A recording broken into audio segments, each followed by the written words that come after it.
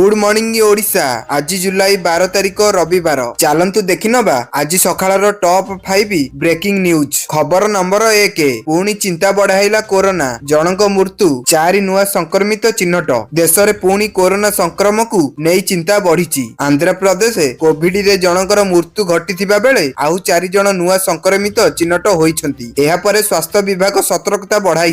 कड़ापार जड़े 46 वर्षीय व्यक्ति को भेलेराम सीएमसी हॉस्पिटल रे चिकित्सा ପାଇଁ ଭର୍ତ୍ତି କରାଯାଇଥିଲା। କୋଭିଡ ପଜିଟିଭ ଚିହ୍ନଟ ହେବା ପରେ 4 ଦିନ ଚିକିତ୍ସା ଚାଲିଥିବା ପରେ ଏବେ ତାଙ୍କର ମୃତ୍ୟୁ ହୋଇଛି। ଏହା ସହ କଡପା ଓ ତିରୁପତି ଜିଲ୍ଲାରେ ଆଉ 4 ଜଣ କୋଭିଡ ପଜିଟିଭ ଚିହ୍ନଟ ହୋଇଛନ୍ତି। ସଂକ୍ରମିତଙ୍କ ସମ୍ପର୍କରେ ଆସିଥିବା ଲୋକଙ୍କୁ ଚିହ୍ନଟ କରାଯାଇଥିବା ବେଳେ ପ୍ରଭାବିତ ଅଞ୍ଚଳକୁ ସାନିଟାଇଜ କରାଯାଇଛି। ତେବେ ରାଜ୍ୟର ସମସ୍ତ ସରକାରୀ hospital isolation bed, ICU oxygen, ventilator ଔଷଧ ଓ ରାପିଡ ଟେଷ୍ଟ କିଟର ଉପଲବ୍ଧ ସମ୍ପର୍କରେ ସ୍ୱାସ୍ଥ୍ୟ ବିଭାଗ तथ्य मागिछि। तेबे स्वास्थ्य विशेषज्ञ माने लक्षण देखाइथिले तुरंत परीक्षा कराइबाकू और सतर्कता अवलंबन करिबाकू परामर्श दैछंती। खबर नंबर 2। आसुची पुणी लघुचाप, प्रबल वर्षा संभावना। पुणी बंगोपसागर रे आसुची लघुचाप। उत्तर ओडिशा झारखंड पाखरे स्थल भाग रे एक घूर्णिबलय सृष्टि होई पारे। 12 तारिख एवं 13 तारिख बेलकू एहा प्रभाव रे उत्तर पश्चिम बंगोपसागर, 14 तारिख बेलकू लघुचाप सृष्टि हेबा संभावना अछि। एहा अधिक समय रहिबनी, तथापि 13 रु 15 तारिख भल वर्षा हेबो। विशेष करी उत्तर और पश्चिम ओडिशा रे वर्षा परिमाण अधिक रही पारे। एहा परे वर्षा कमिले मध्य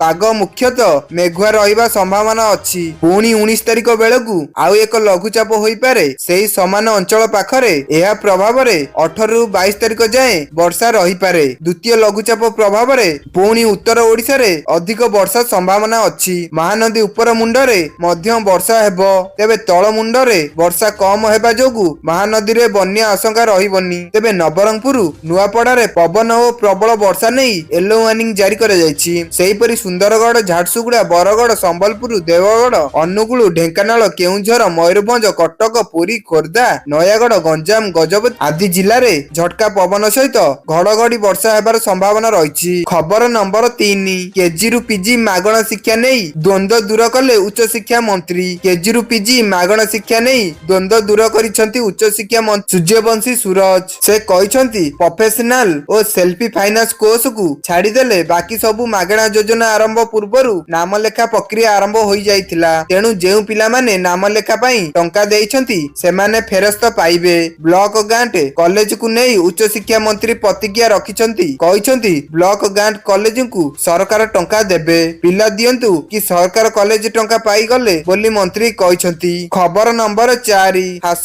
पाइला सुना रूपा दर, किनिबा पूर्वरु जानि नियंतु दाम। आज भारतीय बाजार रे 24 कैरेट सुना दर 1,44,330 टंका रहिछि। सेहीपरि 22 कैरेट सुना दर 1,32,300 टंका छुइछि। सेहीपरि राजधानी भुवनेश्वर रे 24 कैरेट सुना दर 10 ग्राम पिछा 1,44,330 टंका रहिथिबा बेले 22 कैरेट सुना दर 1,32,300 टंका को पहुंचिछि। सेहीपरि मुंबई रे 24 कैरेट सुना दर 1,44,330 टंका रहिथिबा बेले 22 कैरेट सुना दर 1,32,300 टंका रहिछि। तेबे नुआ दिल्ली रे 24 कैरेट सुना दर 1,44,480 टंका और 22 कैरेट सुना दर 1,32,450 टंका रहिछि। तेबे दक्षिण भारतर प्रमुख शहर चेन्नई रे 24 कैरेट सुना दर 1,45,090 टंका थिबा बेले 22 कैरेट सुना दर 1,33,000 टंका रहिछि। तेबे पूर्व भारतर प्रमुख शहर कोलकाता रे यथाक्रमे 1,44,330 टंका और 22 कैरेट सुना दर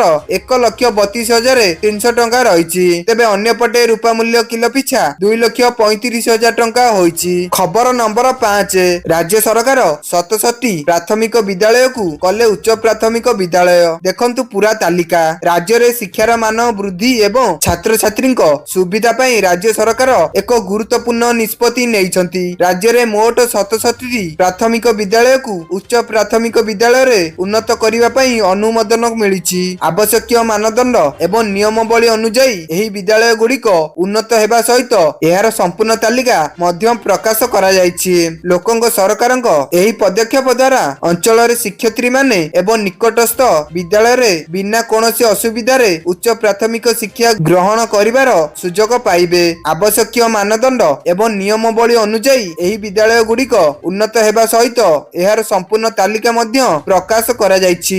ଲୋକଙ୍କ ସରକାରଙ୍କ ଏହି ପଦକ୍ଷେପ ଦ୍ୱାରା ଅଞ୍ଚଳରେ ଶିକ୍ଷୟିତ୍ରୀ ମାନେ ଏବଂ ନିଜ ନିକଟସ୍ଥ ବିଦ୍ୟାଳୟରେ ବିନା କୌଣସି ଅସୁବିଧାରେ ଉଚ୍ଚ ପ୍ରାଥମିକ ଶିକ୍ଷା ଗ୍ରହଣ କରିବାକୁ ସୁଯୋଗ ପାଇବେ। ତେବେ ଆପଣ ମାନେ କେଉଁ ଜିଲ୍ଲାରୁ ଆମ ଭିଡିଓ ଦେଖୁଛନ୍ତି ନିଶ୍ଚୟ ଗୋଟେ କମେଣ୍ଟ ମାଧ୍ୟମରେ ଜଣାଇବେ। Bureau report Bunty Odia bulletin.